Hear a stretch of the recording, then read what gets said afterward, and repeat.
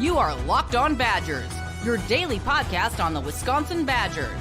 Part of the Locked On Podcast Network, your team every day.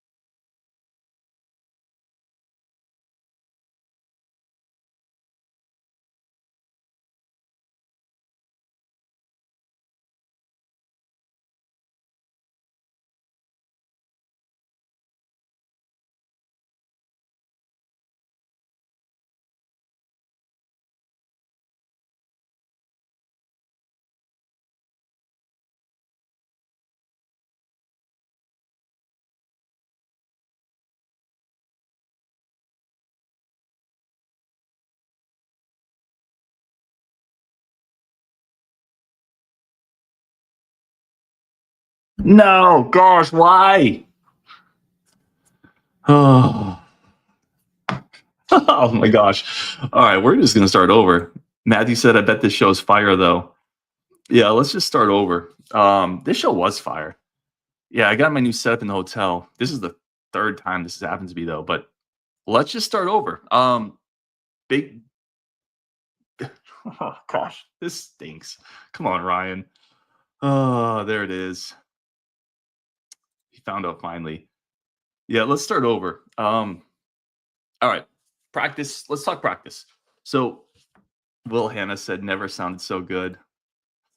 Let's start over. So I did a quick reaction from Platteville from the stadium, and I talked a little bit about Mason Reiger and how good he looks. So I'm not going to belabor that point too much on this show, but I just want to rehash. He looks like potentially a complete package off the edge. He had a massive hit today. Darian Dupree, Dupree had a good game. Darian Dupree had a good game. But there was a play. Mason Reiger came off the edge, punched the ball out, laid a lick on him, forced the TFL and the fumble. Like he's gonna have to be on a bit of a pitch count, I think, but it's gonna be hard potentially to take him off the field. That might be one of the more difficult things that the coaching staff has to deal with is how do you find rest for him when he honestly looks like the most dominant guy on defense pretty consistently. But I'm not gonna just talk Reiger here. So there was a big emphasis last year of this offseason. We got to get pressure. And you can tell Tressel was dialing it up from a bunch of different looks today. Cornerback blitz from Ricardo Holman. You got a safety blitz from Austin Brown, a safety blitz out of the slot from Owen Arnett. They were doing some double mug looks where they're putting both linebackers kind of in that A gap and then sending them or pulling them back. Christian Allegro got a sack out of one of those. So you can tell that they are really focused on we can't just rely on our guys always winning one-on-ones. We're going to dial up more pressure. We're going to find some things to do there. And then on top of that, Riger looked really good. JVR Suggs, to me, looked really good at points. He's a guy that came over from LSU last year, and we talked about it when he came over. His pass rushing numbers at LSU were pretty good from a Pro Football Focus standpoint. He had a really nice one-on-one win against Brunner today. He has unique burst in the middle, Suggs does. There was a screen pass they were trying to run. Suggs got in there explosively enough that he really kind of blew it up before they could get that screen pass set up. He gives you something on the interior. So to me, it's a combination of things with that pressure package. I think they have a few more pieces individually that are better, and I also think they're dialing up some things. They're going to be a little more aggressive this year, I think. Yeah, Robert Sourcing creative blitz packages. I don't know if we can handle that. The other one I'd get to, so it kind of goes hand in hand. Again, talking about big takeaways from practice. I thought the passing game struggled a little bit again. Now, there were moments, certainly there are absolutely moments in here where, and I wrote them down, they hit Vinny Anthony on a streak, down working red zone stuff for a touchdown. There was a beautiful, beautiful pass from Billy Edwards to Lance Mason in the quarter in the end zone. Incredible ball placement. Great catch from Mason over Christian Allegro. Another nice catch to Tucker Ashcraft in the end zone for a touchdown. Kyon Barry Johnson had a one-handed grab.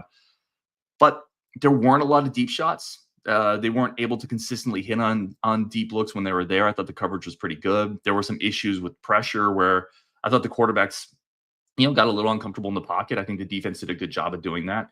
And then I thought there were too many drops. Drops at times was an issue last year. You think back to some of the things we talked about with Will Pauling, and I was just kind of writing a few of these down here under drops. But Hilton had a couple, and he's typically really sure-handed, but I thought he let a couple go. Vinny Anthony had one that I thought he could have caught. It hit his hands, and he wasn't able to reel it in. Joseph Griffin dropped a couple. You had a drop from getting a Tuke out in the flat.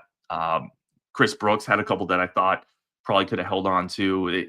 There were several, and some of them were contested, but the receivers have to make contested catches. And I thought at times in this practice, it wasn't consistent enough. Billy Edwards still, again, laced a couple beautiful throws in there, but there were absolutely some issues in terms of pushing the ball downfield, which they weren't really able to do last practice either. In spring, we saw more of that. We saw Jaden Ballard kind of take the top off the defense at times.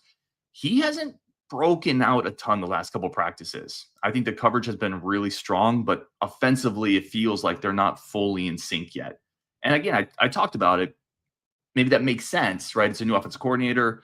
It's a new quarterback. There's a lot of new pieces, whereas the defense is a little more cohesive, right? Same coaching staff, same defensive coordinator. They're not, obviously, linebackers are pretty similar. So the secondary is pretty veteran. So that probably makes some sense that the defense is a little ahead of the offense, but I think it is a little worrying. And I think one of my biggest takeaways, and nothing's ever all positive. Like, I'm not going to come on here and tell you everything's great. I think one of my bigger worries out of watching two practices is I don't feel like the offense is maybe quite as far along as I'd hoped it would be from a passing standpoint. Next one I wanted to hit on, got a chance to talk to tight ends coach Nate Letton, Lance Mason, Tucker Ashcraft, got to talk to the tight ends today. I think it was perfect because this was a tight end heavy practice. It is really interesting having been in these practices last year, watching Longo offense, and this year to watching this Grimes offense. There's multiple tight ends involved, and tight end screen passes, getting out to Acre in the flat, middle tight end screens, from the Paul Chryst era, that is back. They made a big effort to get their tight ends involved in a lot of different ways. And they have some pieces there. They really have some fun pieces there. And the one I want to hit on is Lance Mason. I've said it a couple times. Matthew Anderson, Marine Matt, that's in the Discord. He talks about Lance Mason all the time. I think I wasn't high enough on Lance Mason. I think he's really shaping up to maybe even be tight end 1 this year. I don't want to say that's the case. Tucker Ashcraft is still out there. He's been a little banged up. He played today. He can really catch the ball well. Good route runner, but I think the thing that surprised me is he's a little more physical than I thought maybe he would be. I think that's a nice piece. And I talked to Coach Letton. We talked to Coach Letton about him. And one thing Coach Letton said was, we're not really surprised by what we're seeing with him because we watched 3 years of film on Lance Mason. So we knew who we were getting, but yeah, he's really good. They really like him. And I think I undersold that. I think there's a chance where, Tanner Koziol obviously came in and then he was like, this was too hard for him. And he left. Maybe Wisconsin got the better end of that. It certainly wasn't the plan. And I think if Tanner Koziol had really bought in, that would have been a great weapon. But I don't know if they're going to miss a bunch with Lance Mason. That's been one of my biggest positive takeaways because there's certain things you see when you can watch people in person. And he looks like a Big Ten tight end. He looks the part. And I was just, it was cool to see that. Yeah, Matthew Anderson says, heck yeah, hell yeah. Mason is a versatile dude. Talking to Lance Mason, he talked about the playbook, how diverse it is, how much fun that is from a tight end perspective, to be able to do all these different things. Got to talk to Tucker Ashcraft a little bit.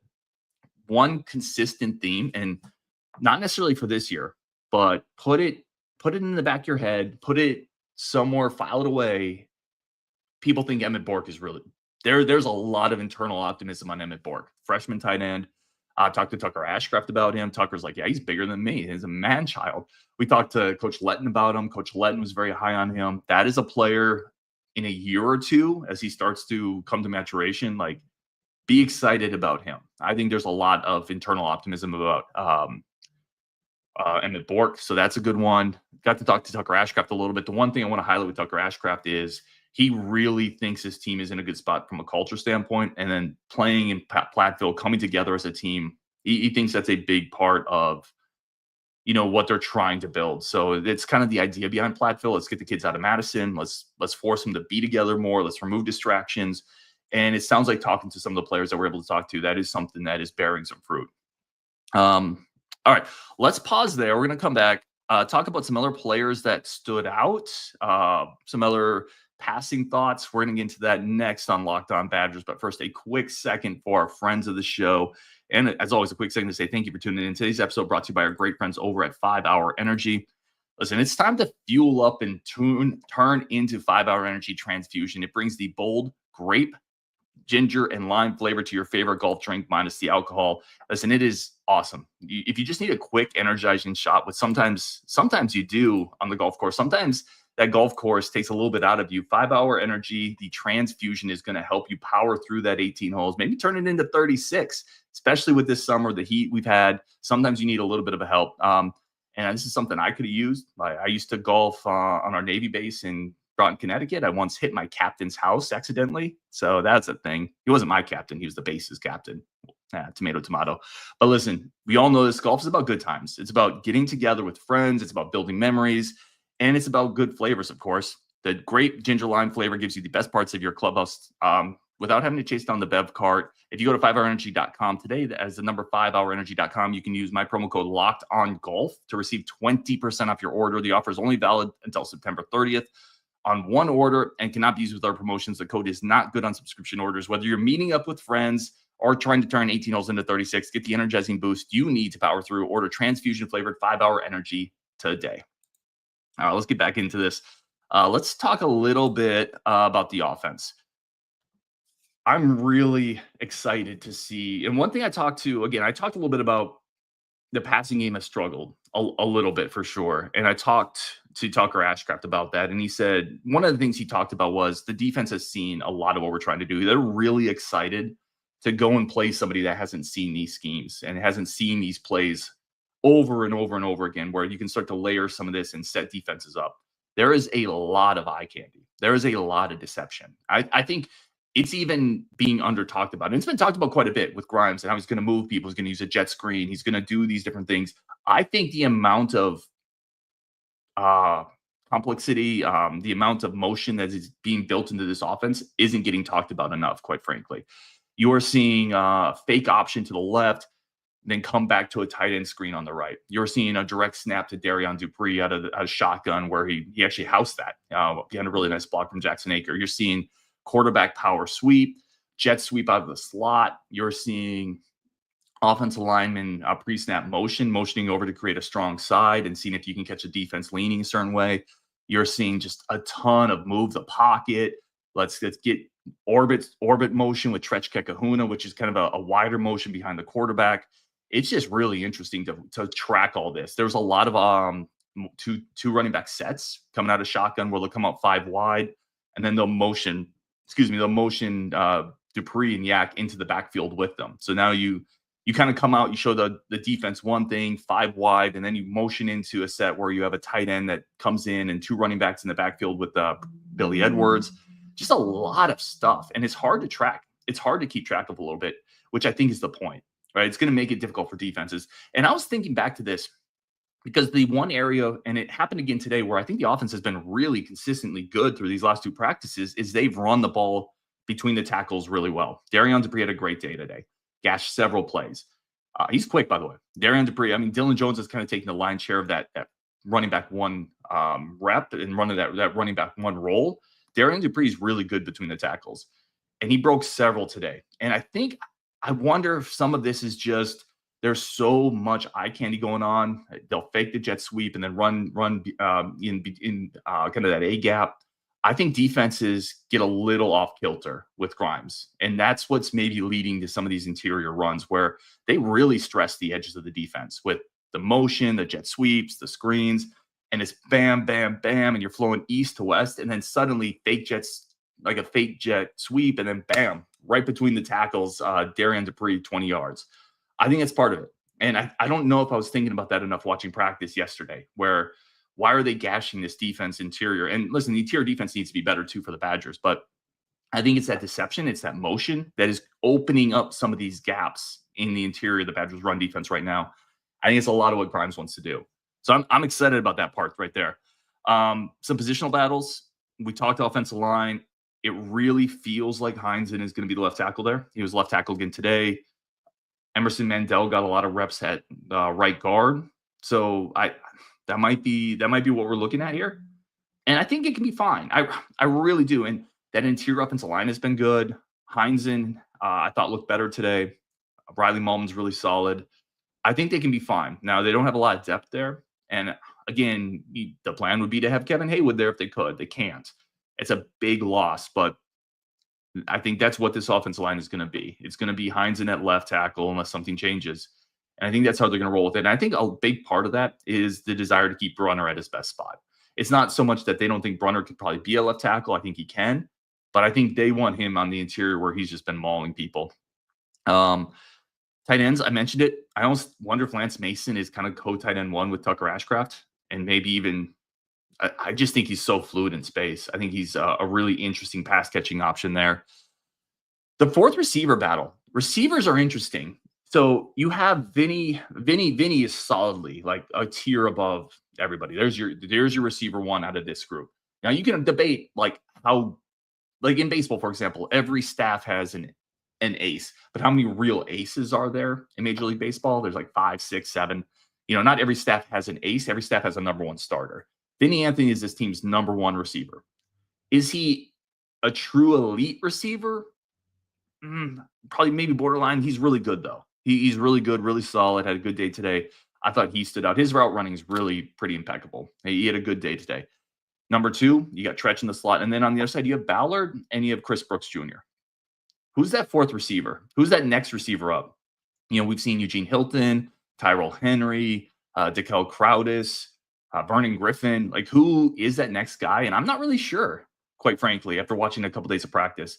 I will say Ballard's been a little quiet these last 2 practices. Again, a guy with a lot of hype. He's got the 100-mile fastball, 100-mile-per-hour fastball with his ability to run, his size. I think he might get jammed off his routes a little bit. It's going to be interesting to see. He's had some nice catches for sure. But we haven't seen those big plays that we were talking about that Ballard can provide this offense. We haven't seen a lot of that yet. Chris Brooks had a dominating blocking day. Multiple occasions. I saw one play, I had him basically matching up with Christian Allegro and winning that battle. He had a couple really nice blocks today, Chris Brooks, and it's very clear why he's playing. He is a physical force as a run blocker on the edges. He needs to get a little more consistent catching the ball, in my opinion. I think there's moments where he could bully cornerbacks a little bit more with his size and his physicality. It doesn't always translate, but he's going to play a ton because he is a dominant run blocker and he has pretty good hands. So he's going to play a ton. Vernon Griffin is kind of an enigma. It feels like they were doing early in practice, they were doing some one-on-one deep ball drills. And I thought this was interesting. So it was one-on-one deep ball drills where you have a quarterback that's going to heave it up, and it's really just receiver, cornerback, 9 route, who's going to win? And the receiver gets a step to start, right? So the cornerback's in a bit of a trail position.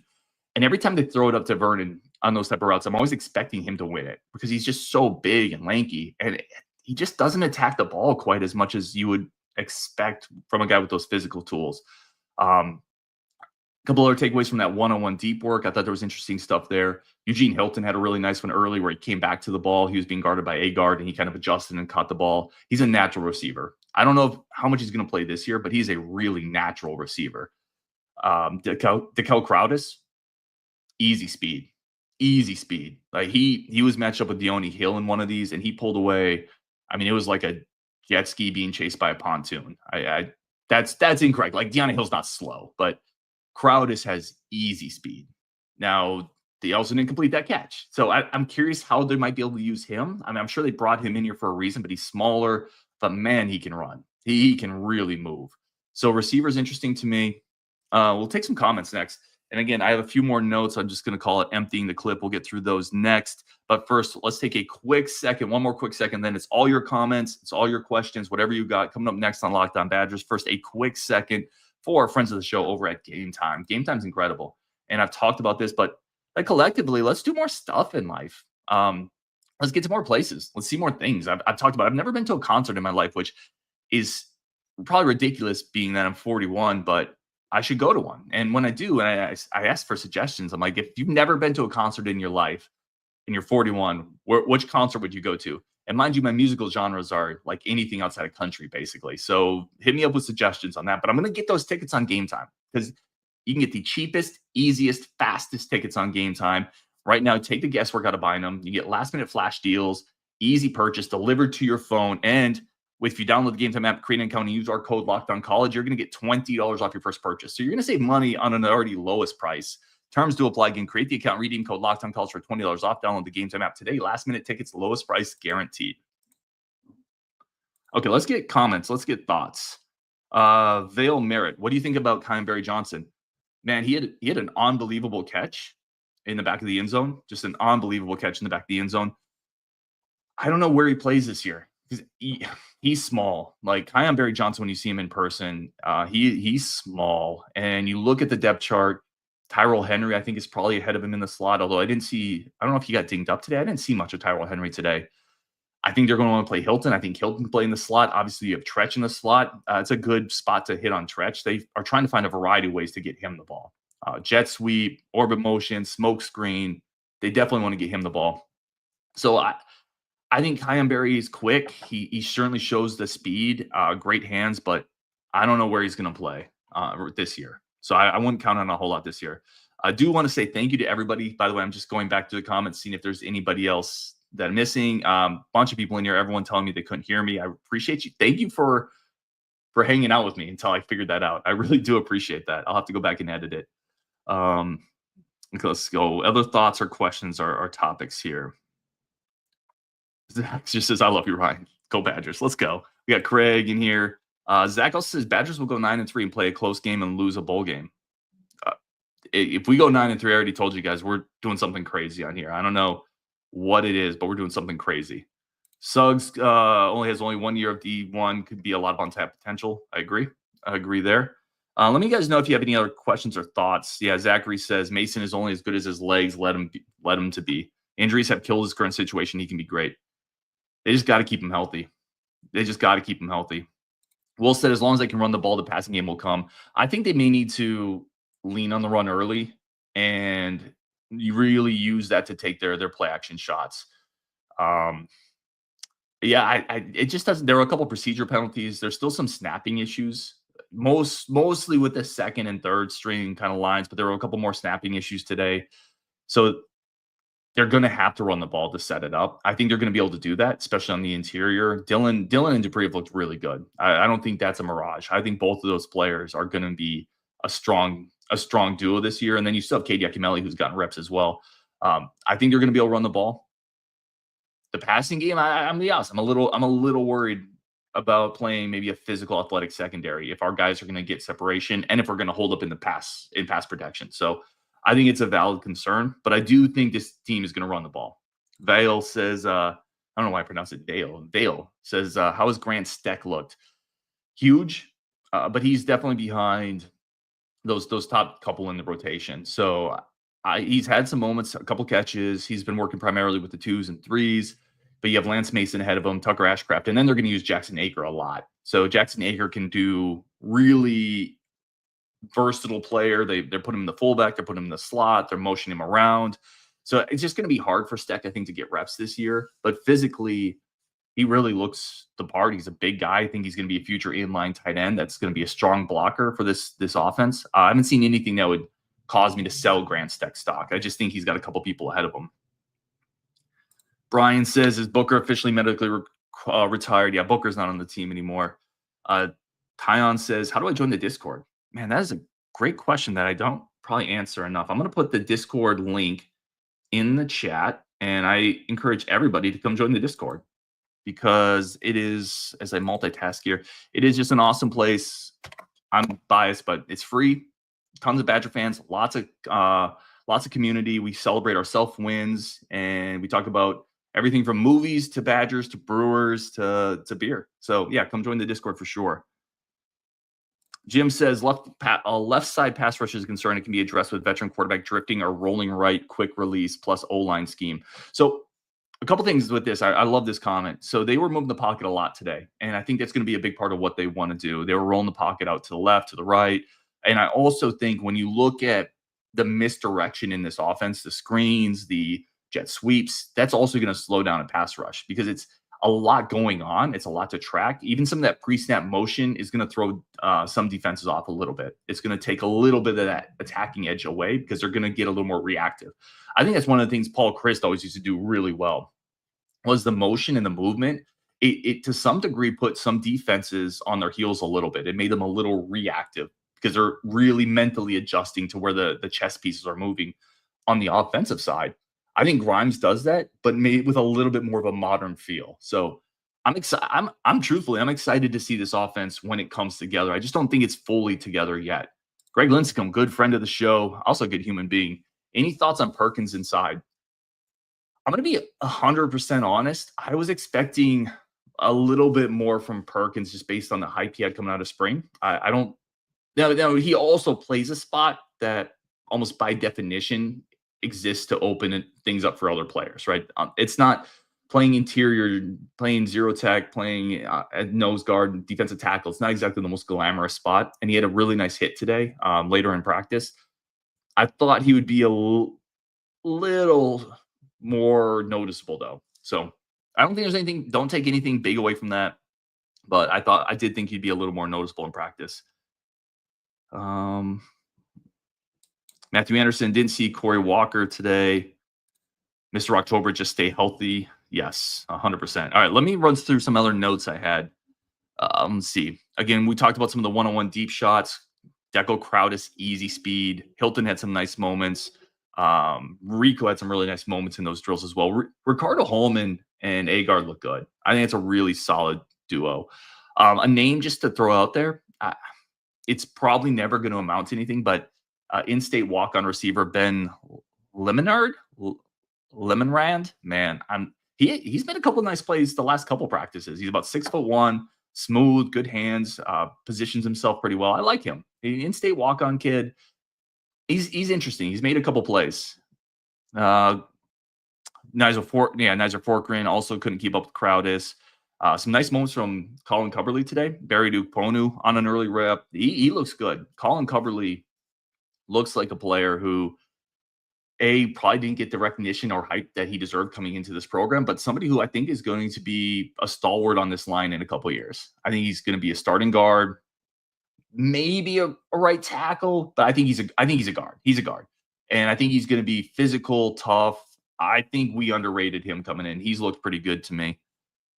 Again, made a note of some of the interesting offensive sets, a lot of two-back stuff. You know, they'll get a couple guys back in the backfield with Billy Edwards. There's a direct snap to Dupree that fooled the defense. That went for a touchdown off the right side. So creativity abounds in this offense, and I think Badger fans are going to be excited to see that. I made a note of the middle tight end screen. Austin Brown had a nice day. Again, part of this was the passing game didn't look great, but part of it was Austin Brown had a good day. Rico Holman had a pick. Agard had a pick. Physicality in the secondary. That's another thing I made a note on. De'Ani Hill had a big hit on Dylan Jones. Agard had a nice hit. Rico had a nice hit. Trainer hits people. Like he's going to almost need to gear it back a bit because there's going to be moments in games where some of his hits might push the boundary of flag or not. He hit a nice pop on Nizzy Davis in the back of the Jackson McGowan on the back of the end zone. He had a great run fit later in practice. He came up absolutely. I think it was getting Atuka, stoned him a little bit. Got Coach Cooper, the safeties coach, jumping him down out of excitement. He's going to be good if he can rein it in a bit. Like he's a physical guy. But this whole secondary, I think this whole secondary is physical. Austin Brown's pretty physical. Zachman can hit. Agard and Hill. It's a physical secondary. And Latimer, that's an impressive pickup out of the portal as well. I think he's your slot corner. So that is what I have. Let me throw a few more of these comments we had out here. Brian asked special teams news. Honestly, they don't do a lot of field goal kicking. Gavin Lamb pushed a 45-ish yarder to the right. I don't have a great feel there. They just don't do a lot of kicking. And kind of when they're doing it, I'm probably taking notes on something else. So not a great feel there. Texas Badger, how's the offensive line doing? I think I talked about this, but I think the interior looks really good. They are syncing up. They're creating holes and creases. I think Riley Mahlman is totally fine. You do have questions at left tackle, and you are going to play some really athletic fronts this year.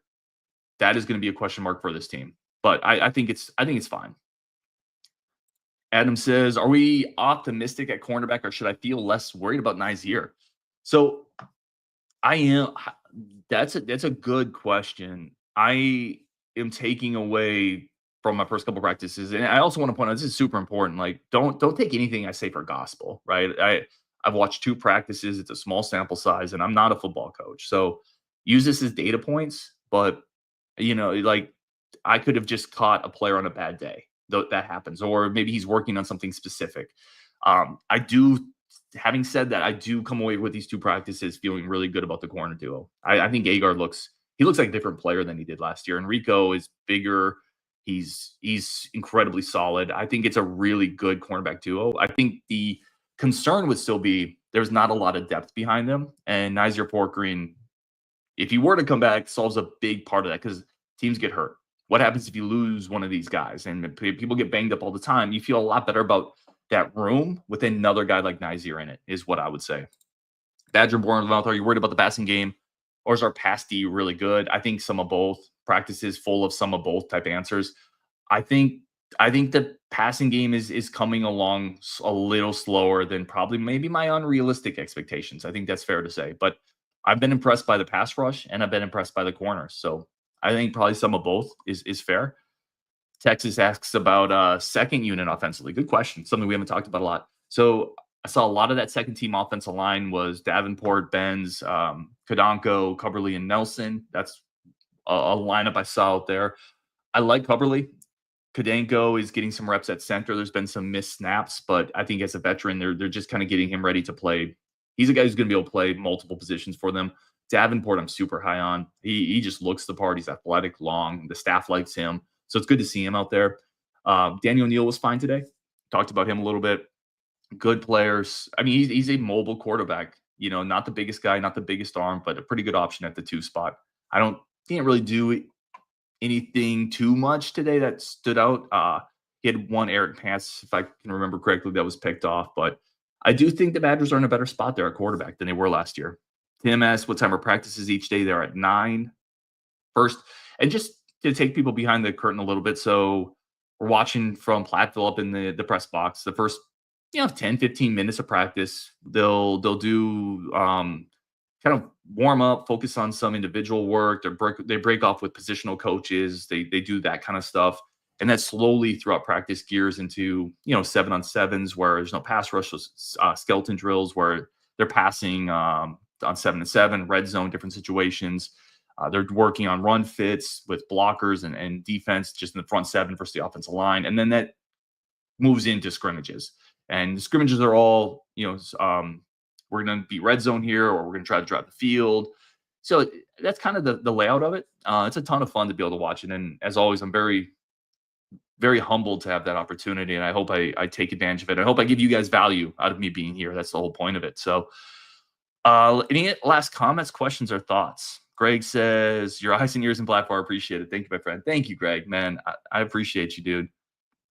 Ryan says, great first name. Heard a lot of Austin Brown. Any word on Zachman?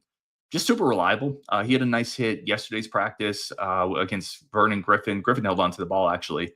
But yeah, he's consistent. He's there. And listen, we talked a lot about this secondary's held up really well. There hasn't been a lot of deep shots. That doesn't happen with missed assignments on the back end. So I think he's just a really consistent piece to this defense. Is partially why this passing offense for the Badgers has struggled a little bit to get going. Jan says, sounds like a complex offense. Do you think it will lead to pre-snap penalties? Probably. I mean, there were a couple today. I mean, it's a really good point from Jen. There was at least 2 procedural penalties today. One, I think Ballard didn't get set, or they snapped it before he could get set. That could be on the center or on Ballard. There was another one where I think there was a little movement pre-snap that, so some of that is still, though, the team, learning this offense. It's what it is now is not what it'll be in week 1 of the season, right? They'll continue grinding and getting better at that. So I think it's fair to say there probably will be a learning curve. It's fair to say that this team and this offense should likely get better throughout the season as they get reps in this and they get more experience in this scheme and the system. So I think that's fair. Trainer. Yeah, Matthew Anderson. Trainer's my dude. Yeah, I love Trainer. I think for Trainer, the question is going to be, can he cover? Like, how is he going to hold up on the back end, or is he more of an in-the-box guy? And that's going to be interesting to follow. I don't know. I don't know. This is my honest answer to that. I don't know if he's the type of guy that can play center field, or if you want him more in, not a Caputo. I think he's more athletic than like a Mike Caputo, but if you want him in that type of role. Ryan says, his Knights are still getting a bunch of first-team reps, are getting A-guard more and more. It's A-guard. Like, those first-team reps are A-guard and Rico. They're just kind of sprinkling in Nizier, I think, just to keep them. You want to keep them fresh in case you get them back. But, yeah, that first team, it's going to be A-guard and it's going to be Rico, barring injuries. Those are your starting corners, in my opinion. And then probably Latimer as the slot guy. He looks good, too. I like him. That's a nice pickup. Doc, any big Kev sightings? I did see him working with the sled, pulling some weight. Yeah, man, I did see him out there. And listen, I know he's rehabbing. I know the staff is still incredibly high on him. He's going to be a massive part of this team next year. I wish it could be this year. But he's still there. He's still working on it. Saw him on the sidelines. He looks as massive and as athletic as ever. Feels you see him out there and you feel like he could still go out there and still stonewall a defensive end. But we'll have to wait till next year, unfortunately. Rick, how does it look last year or this year versus last year at this time? That is a fantastic question, Rick. I think it looks better. It does look better. Someone asked me this the other day, and they asked me, is it vastly better than last year? I said, vastly? I wouldn't say vastly. That's a hard one to judge. I think the offense looks better. It looks more complex. It looks like it's going to be harder to defend, and there's definitely some more athletes on defense. You can absolutely tell the caliber of that front seven is better. It absolutely is. And we talked about Pius last year. I was high on Pius. I'll own all my receipts as ever. But Reiger's doing stuff in practice that we weren't seeing last year. So I think some of this young talent's maturing. Guys like A-guard, we talked about Dylan Jones, Darren Dupree, Lance Mason looks good. You still have those receivers, Tretch. I think Billy Edwards is better. I'll say that right now. And even before Van Dyke got hurt, Billy Edwards looks better. The ball placement's really, really good. So I think it's better. It's definitely better than last year, 100%. I'm confident saying that. I'm not sure I would say vastly, but it's definitely better, and it feels like this program is moving in the right direction. Doc said, don't count them out. Already started running. Yeah, and Matthew says, Eric, Doc, you're getting us too hyped. Vale says, any quick thoughts on Jamel Howard? He looks better. He definitely attacked his body in the offseason. You can tell he's a little quicker, a little leaner. He could be an interesting piece. I don't know when you look at that defense line rotation, right? You're talking about Barton and Suggs and Perkins. There's pieces there, but I think Howard can play this year. And I think he can give you, if he can give you 5 to 10 reps, 5 to 10 plays against an Iowa, Minnesota, against a Michigan, those physical teams, that could be a nice depth piece for the team this year. And then maybe next year it goes a little bit more. So I'm I'm impressed with him. Like, I'm always impressed when people kind of work on themselves and get better, and he clearly did that. So I'm going to be rooting for him for sure. John, I thought the offense would be simpler and more running the ball. Yeah, there's a lot. It's a more complex scheme than I thought it would be too. But I think again, I think some of this is they're working on a lot of things in games in the season. They're going to be using these plays to set up other plays. Whereas now the defense has a feel for what's coming. They just do. And the offense, Grimes to some degree, they're going to do it anyway because they're trying to work on it. I think there's going to be moments in the season where they're going to catch some teams on some of these plays that this defense has seen, but they're going to surprise some people. I'm pretty impressed by that. Or I'm pretty impressed by the depth of the playbook that they put in. Sean Campbell, how did the young guys look today? Post Clayton Williams. Are they going to get some run this year? I posted down for 2 early tackles. He had made a couple nice plays. Nicholas Clayton, I think will play this year. He was out there a little bit. It was fun to see him battle against a guy like Nolan Davenport, who 2 really high-end type of athletes there.